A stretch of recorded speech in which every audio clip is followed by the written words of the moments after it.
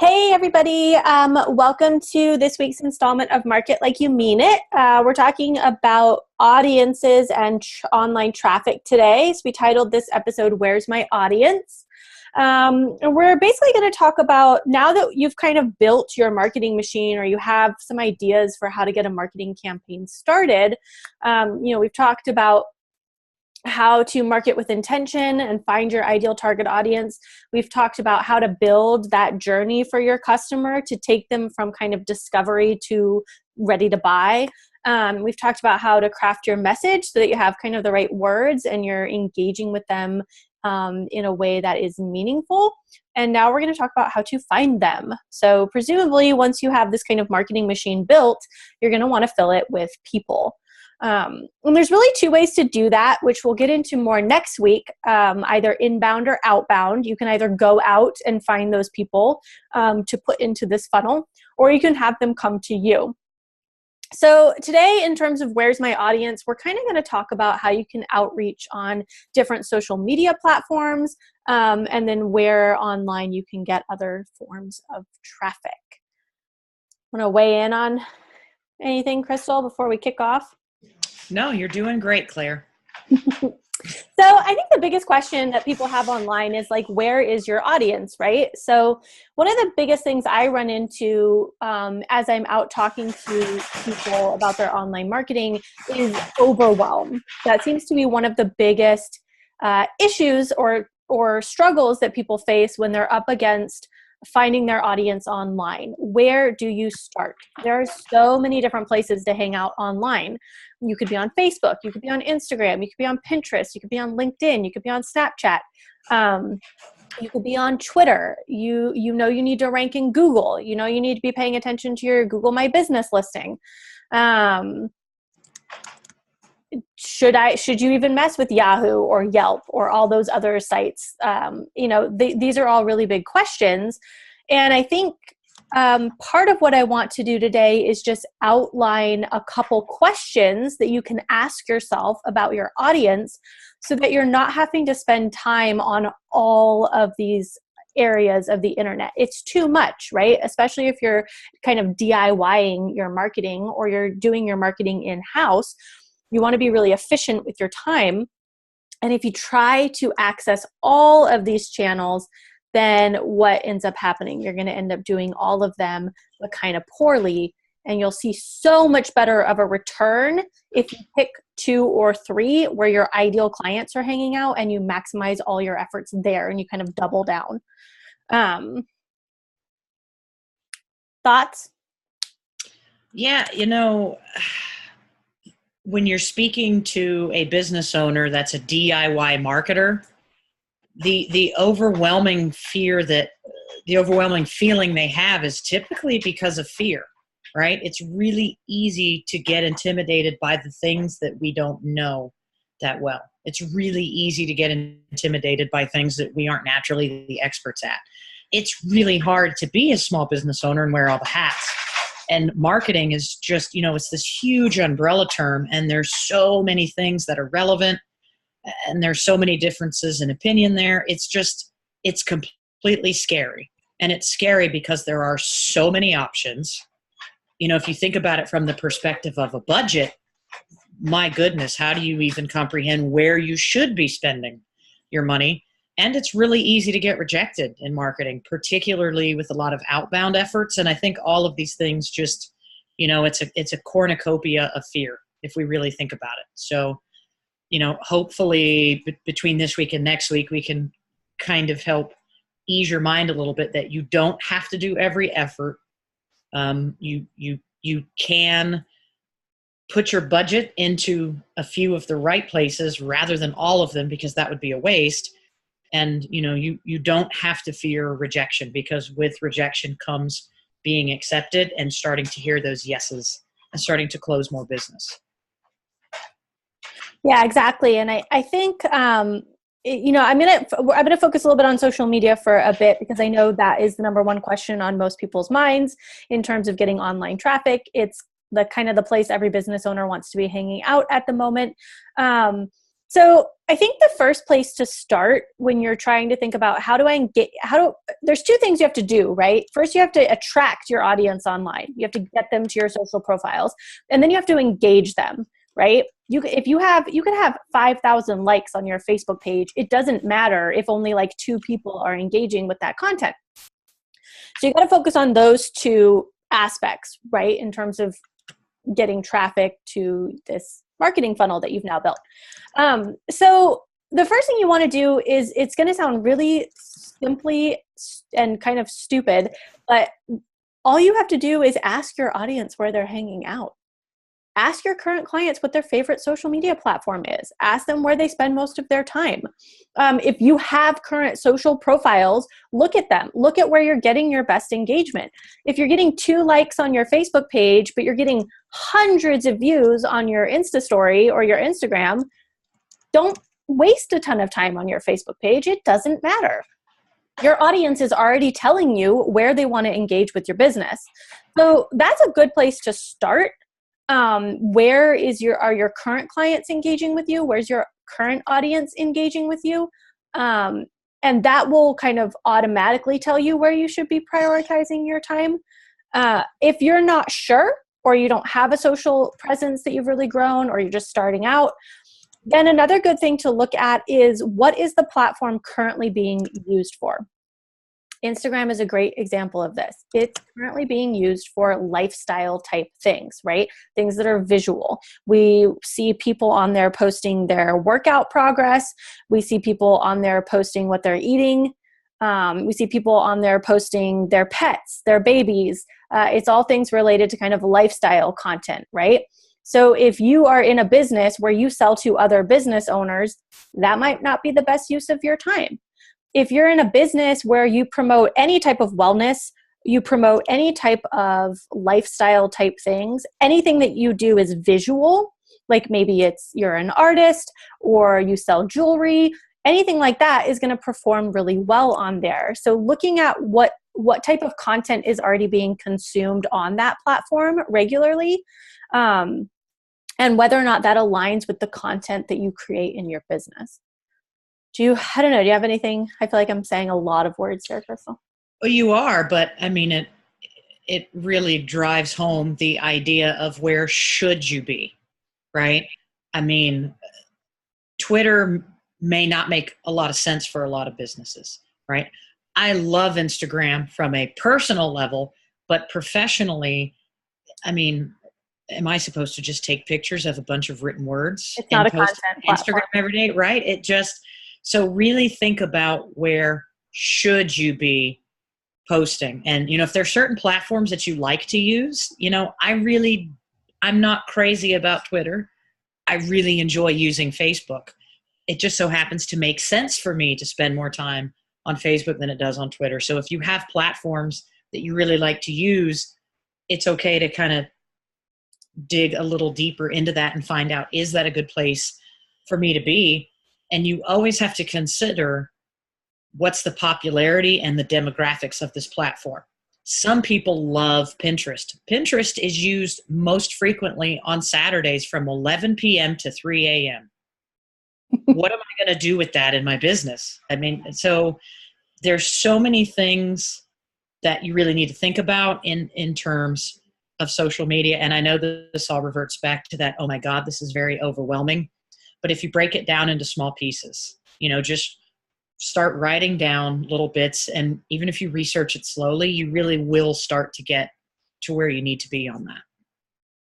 Another good idea is, if there's someone in your space or your industry that you greatly respect, or who is kind of a thought leader or an influencer in your industry, go peek their social profiles. Where are they spending their time? Where are they hanging out? Someone who is kind of a thought leader in your demographic, they've kind of already done that research and groundwork for you. So you can eliminate some of that homework by going after somebody who's already done it, right? So if you have someone in your space that you really like what they're doing, they're aligned with where you want to go with your business, they're aligned with who your target audience is, go look at their social profiles. It doesn't mean to copy them. It doesn't mean to do exactly what they're doing, but it will give you a really good idea of what's performing well. Look at for Instagram, for example, look at the hashtags they're using. If there's a publication in your industry, follow them. Look at the kind of content they're posting. Look at the stuff that gets engaged with the most, and then start to do that in your business as well. We can learn from other people in our industry. It doesn't always have to be, oh no, that's my competition, I better stay away from them. There is a kind of a collaborative model that you can take on that approach. Reach out to them, tag them in your stuff. By supporting other people in your industry, they're going to naturally want to support you as well. So that's another way you can kind of take some of the effort out of your social media, but still do it well. I think the second big thing is talking about content and repurposing content. So especially if you're a business owner and you're running your business, you have so many other things to do. So I think the second thing that I come across when I talk to people about managing social media or managing their online presence is there's two aspects to the overwhelm, right? Where should I be posting, which we kind of just covered, and then what should I be posting? If you're trying to post several times a day on social media, that can get really overwhelming. What should you post? Creating new content every single day, as Crystal knows well, is a job in and of itself. So how can you kind of DIY that, Crystal? And what are your best tips for kind of creating content and maybe repurposing content in a couple different places so you're not having to create unique content across every platform? The way that I approach it when I'm repurposing it is I have specific themes for different days, and those themes may change based on my platform. So, if you have, whatever your industry is, let's say you make Monday a certain theme, it may not make sense to post the same kinds of content to LinkedIn as you do Facebook, as you do Instagram, because understand that there are different demographics of people that are using it. So, when you start out and you're kind of in the DIY, you're kind of in the early learning stages, I tell people a lot, create a specific theme for each day. And then in that theme, look at what platforms you're on and compare that to the demographics to determine, okay, is this theme relevant for this platform and how do I need to adjust the content? So on Wednesdays, if you paint houses, right, you could talk about, Facebook may talk about the education of residential properties. On LinkedIn that same day, it may talk about the education of commercial properties because LinkedIn is B2B. And then on Instagram, it may simply be, here's some before and after pictures. So you've taken the same theme, the same topic, but you've made it very specific for each of your platforms. And you can repurpose that idea over and over and over. You're just saying the same thing in different ways. You're driving home educational information. And that's the primary goal of social media. How do I educate my audience? Because remember we talked a few weeks ago about the stages of awareness. How do we bring people from completely clueless to ready to spend money? That's all education. And social media is a huge way to do that. Love it.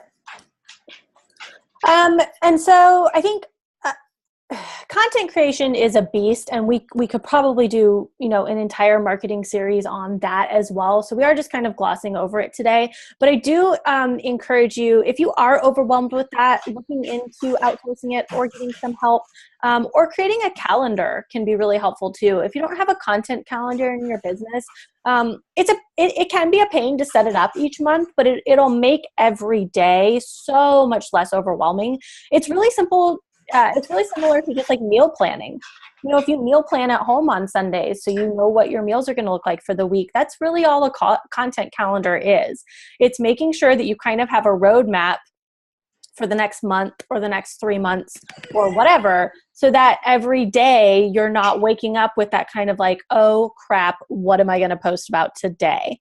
So that's just like a tip I'll leave. I can, if you guys want, message me and I'll give you the content calendar that I use. I have a template that I've created, but you can also go on Pinterest or go on Google and just search social media content calendars, and they have a lot of really, really good templates out there that'll get you started. But that can also help kind of take the overwhelm out of it, because some of it is just the not knowing what to post issue. And if that's coming up every day in your business, then you might just be avoiding it entirely. And that's not a great thing either. Yeah, I mean, and it's, it's hard to do. It's hard to think like your clients. It's hard not to get too technical because you understand it, right? It's hard to think about the awareness of other people. It's hard to come up with words. I mean, writing isn't, necessarily, it's simple, but it's not easy. So going back to, look at your competitors. What are they doing that inspire? I get inspiration to write every day from so many sources, from looking at other writers that that inspire me. There's so many places that I find inspirational content. And if you want to think about really big corporate examples of this, do you remember watching television commercials when Taco Bell said, "Who wants a crappy McGriddle sandwich? We're going to have breakfast, right? And we're going to have French fries." They learned that by watching McDonald's, who's the most successful fast food restaurant, I don't know how, in the world, right? They got inspiration from their competitor. And that's totally okay to do. Just like Claire said, you really should, if you're not doing that, you really should be doing that. There's so much to learn from people who have that experience. Chances are they've made a lot of the mistakes you haven't made yet. So totally go there to source that inspiration. Absolutely. Bill Gates and Steve Jobs used to have lunch together all the time. Oh my goodness. And when you watch, just because you do the same thing doesn't mean different things. So many interviews I watched with them and their banter back and forth, and I couldn't tell, do you guys hate each other and you're forcing the respect? Like, I never really got, I don't think any of us ever, they were definitely frenemies, but you would watch their constant commercials and it was just a constant, oh yeah, well, I'm going to one up you. Oh yeah. Oh yeah. But that's, I mean, if you had no inspiration, no writer I could not make a living without having a plethora of people and places that I go to get inspiration from. The same thing is true in your own small businesses. You have those places and those things and those people that inspire you. Take advantage of that. Use it. Yeah, and often where your audience is already hanging out is going to be services and offerings that are highly either complementary or in direct competition with yours, and that's okay. Those people that eat at Taco Bell also eat at McDonald's. It's all gross, but they go to both. If you eat at McDonald's, you're probably eating at Taco Bell too. And it's not an either or thing. And, I've worked on several campaigns in the last year where I've worked with other marketing companies, and we've been able to work together and be collaborative because we were both brought on to bring separate things to the table. So don't be afraid of your competition, which was not what this training was supposed to be about, but I do think it's an important aspect of talking about where your audience is hanging out. Because I do think that too often in the business community, we talk about the competition like they're this kind of like evil thing who's on the other side of the wall. And it's just not the case. There's plenty there's like 8 billion people in the world. Yeah. People who want to buy from you are not going to be the same people that want to buy from them. And they also might be the same people, and they might need your services concurrently. Yeah. And we talked about stalk your competition on Instagram like it's your job. Yeah. I mean, we talked about marketing with intention and crafting your message. And, we at least we tried to drive home the fact that there is only one you, and the differences in all of the business and all the competition is you, right? And your message and your transparency. Nobody can compete with that. So don't look at your competitors in the sense of direct competition. Look at them as, okay, they're in the same realm as me. We're in the same galaxy, kind of circling, the same sun, but you're very different. And it's really okay for you to gain momentum from each other. Absolutely. And usually is your easiest, lowest cost place to start. Now, Yeah. a little caveat to that. Don't run over to your competitor's Instagram page and start commenting on their posts with, hey, we do that too. Head on over here for that service.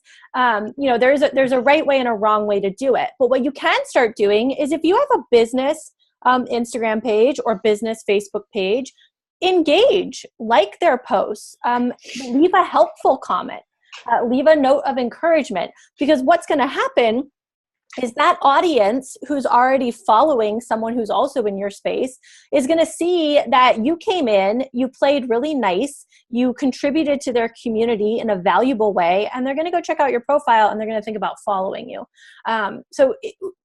Yes, do it, but do it in a way that is kind and is how you would want someone to engage with your own social media as well. Absolutely. And, examples of that might be, to compliment something they posted and say, oh, that's so true. I leverage that technique as well, or I've experienced that with my clients as well. And, it's okay for you to add something that's beneficial and helpful. Just be sensitive to the fact that there's no reason to be combative. Yeah. Ideally, you kind of want to open the door of how can we both be helpful, professional adults in this same thread. Well, and provide value. If you know somebody on social media has a very large audience and you do similar things and you would like to tap into it, promote them first. Take the first step. Tag them on your Instagram or your Facebook or your LinkedIn and say, hey, these people over here are doing really cool things. I support them. I am part of their community too. And even just taking that first step, you'll also see people start to reciprocate. It's just the law of attraction. Oh yeah. It'll vibe on back to you. There's quite a few content writers that they've been around longer than me. Some of them, I know them personally, and they were around when I was in the beginning stages, and I've always been able to get inspiration from them. There's a whole firm in Jacksonville, a whole team of people that, when I grow up, I'm going to be just like them. And, they know that. I've communicated with them. I've shared their stuff. They've helped me and I've helped them. And it's, it's totally okay to try and create that balance and that synergy, even if you do offer the same thing, because remember, we're all completely different people. All right. So I think we kind of have covered the basics. Make sure that you are, especially if you're DIYing to cut out the overwhelm, make sure you pick 1 or 2 platforms and you prioritize there and prioritize doing it well, and don't worry about all the other noise. If you have a business and you're not sure where you should be hanging out, send Crystal or I a message and we can just give you some guidelines. It's really easy for us to just say, hey, you should be prioritizing these 2 platforms. The second thing is make sure that you have a schedule for your content so that you're taking that overwhelm out and that you're repurposing it. So you're not trying to post completely different things on all these different platforms. And then finally, third, your competition is your friend and they can really help you understand how to engage with your audience. I think I got it all. Did I get it all? You got it all. And a tip that I have, and some people watching might go, oh God, no. A lot of people use tools like Trillium or Hootsuite or something that helps you manage your social media pages, which is a great tool. But a mistake that I hate seeing it is when people schedule a piece of content and it goes on every platform. So now, at one time, on every one of your pages, I see the same exact thing. What is your audience going to do if they see that? They're going to unfollow you. Why would I follow you on this, and this if you're saying so? Try to really hone in on what's the best type of content for this platform and be conscious of the times that you post. And I know that's a lot of work. I know it's overwhelming. I know that it's not easy, but we're always here to help answer those questions. Or if you've had really great success with stuff and, you can help everyone else in the group, drop that comment in and let everybody know. Yeah, we want to hear your tips too. Share your best social media tips. Okay, so next week we're going to be focusing on the difference between outbound and inbound marketing. We're just simply calling it outbound versus inbound. I don't think this gets talked about enough, especially in the smaller business arena, and it's good to have a strategy for both in place in your business, or to at least know what you would do, when you get to the point where you're ready to scale to those kinds of marketing pieces. So we're coming at you next week with that. And other than that, thanks, you guys. Thank you. All right, bye. Bye.